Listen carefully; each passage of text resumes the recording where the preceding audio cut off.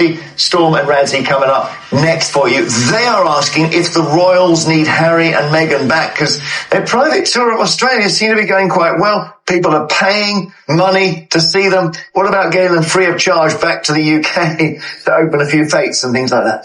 0207 862 2222 is the number. Welcome back to my YouTube channel, and as always we have Brian as our amazing guest as we do our joint segment on what is happening on Meghan and Harry on their Australian tour. So before we begin today, how are you feeling about this, Brian? How are you doing and how are you feeling about the Australian tour? Everything is going well, everything is perfect, everything is going so well to the point that you're seeing that carnival of so-called experts like Jeremy Vine back in the UK are somehow coveting having Harry and Meghan back in the UK after treating them appallingly. Yeah. And that is what we are going to discuss today. So Brian, I have a couple of few questions, but before we begin, please like, share and subscribe. The goal is to get to 1,000 subscribers. And so far, thank you so much for the love. We are at 500 subscribers. Yes. So, Brian, according to the video we have watched, Jeremy Vine wants Harry and Meghan back in the UK. Do you really want them back in the UK? No. No, I don't want to see Harry and Meghan back in the UK in the raw fold. If it's for a visit, it's okay.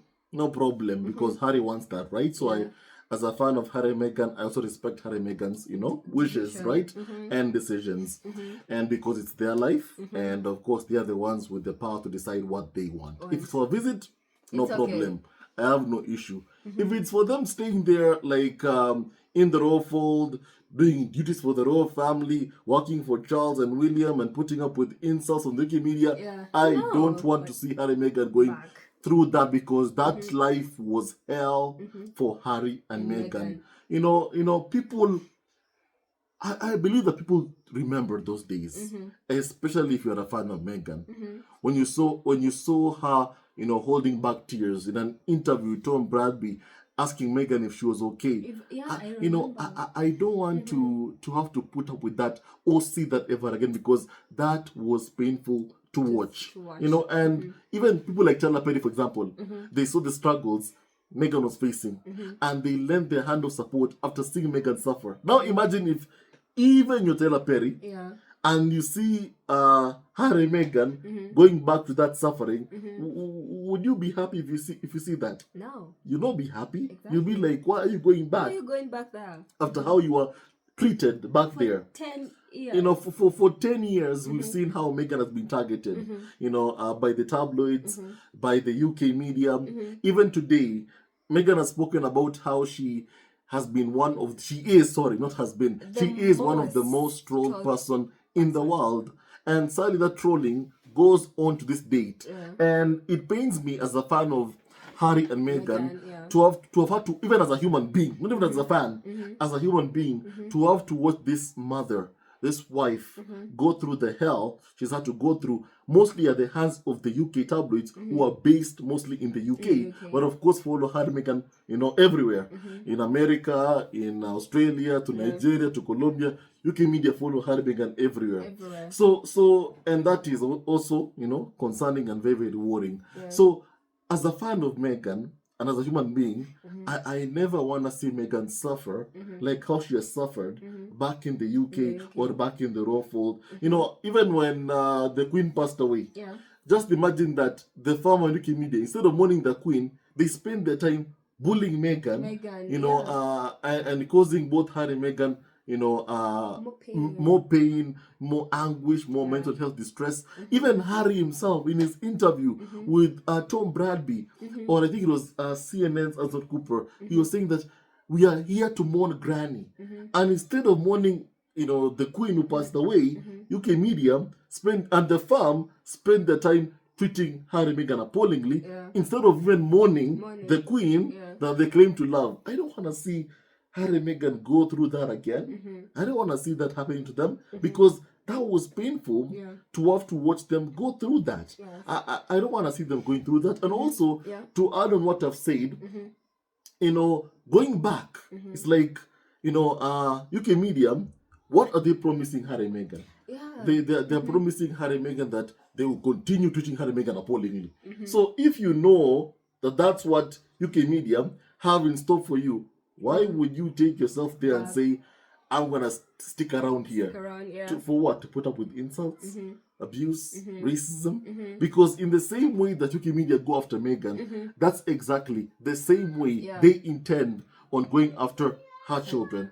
As a mom, I don't think that Meghan wants to have to, once again put up with that. Because UK media will go after you, and they'll go after you constantly. And even the kind of obsession you're seeing them having towards even Archie and Lily Bedana.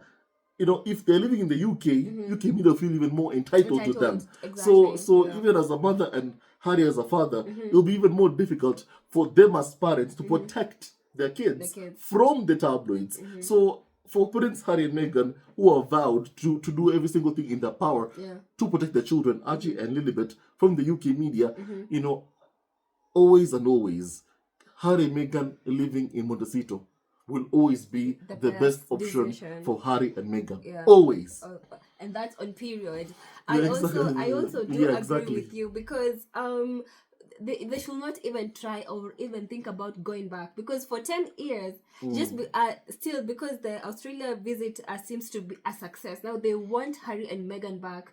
But for me, I'm like, no, don't go back there. A place where you've been trolled for 10 years, every single day. You are happy away from them. You're happy away from them. I think that many squaddies also want to see Prince Harry and Meghan, of course, continue to live in America, whereby they are at least, protected. Because when you wake up in the morning in Montecito, at your mansion, you feel kind of really, really happy. I mean, at least compared to, if you're back in the UK, back at Fromore Cottage, with UK media feeling even more entitled to you. I don't think Harry and Meghan would ever love that kind of situation. And that's why, of course, living in America will always be the best decision that Harry and Meghan ever made for themselves and their children. Do you agree, or do you think that the royals need Harry and Meghan back? As scapegoats, they do. That's the intention that the farm have towards Harry and Meghan. William is someone who is full of envy towards Prince Harry and Meghan, and I think that when you see Harry and Meghan succeeding in their tour of Australia and William and Kate cannot do it, you just realize one thing: if Harry and Meghan were back in the royal fold, they would never, and I mean never, be allowed to go and tour Australia or any other country. They'll be grounded by the royal family. Why? Because William and Kimbolton have fragile egos, and time and time again, Harry and Meghan, by existing, will always overshadow William and Kimbolton. And we all know that the farm, UK media have an issue with that. They don't like, William and Keith, for example, don't like being overshadowed by Prince Harry and Meghan. But that's what you get every single day if Harry and Meghan are, of course, living in the UK. They'll always overshadow William and Kimbolton just by existing. And we've seen how when Meghan was back in the royal fold, back in the UK, she was being told to be 50% of herself. I'm sick and tired of having to hear that. Meghan, you'll be 50% of yourself. Not anymore. I'm happy that Meghan has, of course, proceeded doing the things that she loves to do, going on about with her life, thriving, working hard to provide for herself, for her children. And I hope that continues, because also for Meghan, financial freedom means autonomy, means freedom. And I always hope and pray that Harry and Meghan keep on earning their own living, keep on earning their own income, keep on paying their own bills. That way, they continue being financially independent. For William and Charles, all they want just to see Prince Harry and Meghan as scapegoats back in the farm. That's what they want. And as a fan, or as a human being, rather, we all want to see Harry and Meghan prospering, and they will never ever prosper back in the farm. Let's not kid ourselves. And you've seen even how the public have received Harry and Meghan in Australia. The farm never ever wanted that for Harry and Meghan. They still don't want that for Harry and Meghan, but it's happening to them, and it's because also the farm can't control Harry and Meghan. If they did control Harry and Meghan, they would never have allowed even Harry and Meghan to do any tours because they know it will do well, and William and Kate will get jealous. So that's what they want to do to Harry and Meghan, to ground them or to control them or contain them into a certain place whereby they can't really do anything.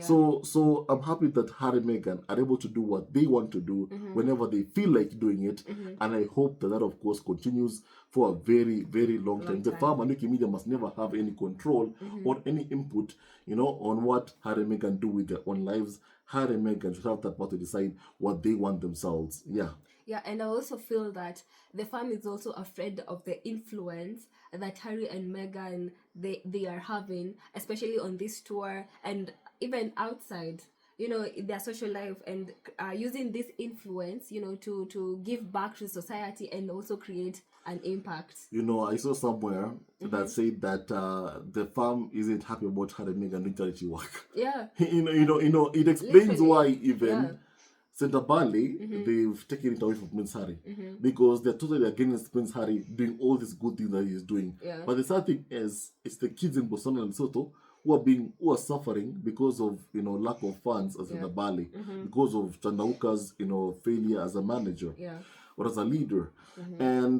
And what I can say is, without Harry, in charities tend to collapse if Harry isn't there. Because Harry is someone who is knowledgeable of course, raising money for the charity. He can do that in ways that no other member of the royal family is able to do what Harry can do. And instead of appreciating what you have, instead of valuing what you have in Harry and Meghan, the sad thing is the farm and UK media have done every single thing in their power to try and undermine Harry and Meghan. I feel like that's very, very, a sad thing that they've done. But through it all, one thing I love is that despite every single thing that the farm keep on doing, trying to dim Harry and Meghan's light, Harry and Meghan's light shines brighter and brighter with each every single passing day. Yeah. So still according to the video that we have watched, Jeremy admits Harry and Meghan Australian tour is going so well. The fact that he has not denied, he has actually admitted, and that people are paying money to be around Harry and Meghan. What do you think? What do you think about that?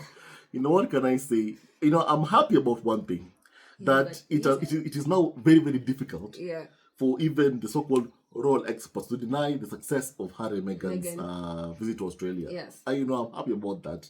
Yeah. From Victoria Ward to Daily Fail, The Sun, Mirror Express, you name it.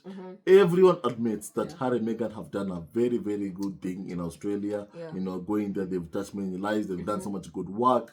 And really, I'm happy about that. Even the crowds who've come out to cheer Harry and Meghan, that is a symbol of the success of Harry and Meghan, going to Australia. It's really, really been going so well, and I'm really, really happy to see the success of Harry and Meghan, of course, being in Australia. Everything has gone so well, and I'm very, very happy, about that 100%. And for Harry and Meghan, I do wish prosperity. I wish peace. I wish happiness. I wish for them to keep on thriving, each and every single day of their lives, for the rest of their lives. If there are people who I'll always root for in my life to win, always, it will always be Harry and Meghan, because they are good, because they are very, very good hearts, because they deserve to win, because they deserve to live the best lives ever. Harry and Meghan deserve the best that life has to offer. That's what I can say about Harry and Meghan. And may God bless them, and may they keep on winning each and every single day of their life for the rest of their life. So I'm happy that at least he now admits that Harry and Meghan's tour of Australia is going so well. That even the carnival of so-called experts who tend to say negative things about Harry and Meghan have had no choice but to admit the success of Harry and Meghan's tour. That success is undeniable. And the fact that they travel all the way from the UK to go and follow Harry and Meghan in Australia speaks volume. It speaks volume about even, first of all, it shows the kind of obsession that they have towards Harry and Meghan. Also shows that clearly Harry and Meghan are now more popular and more relevant now more than ever.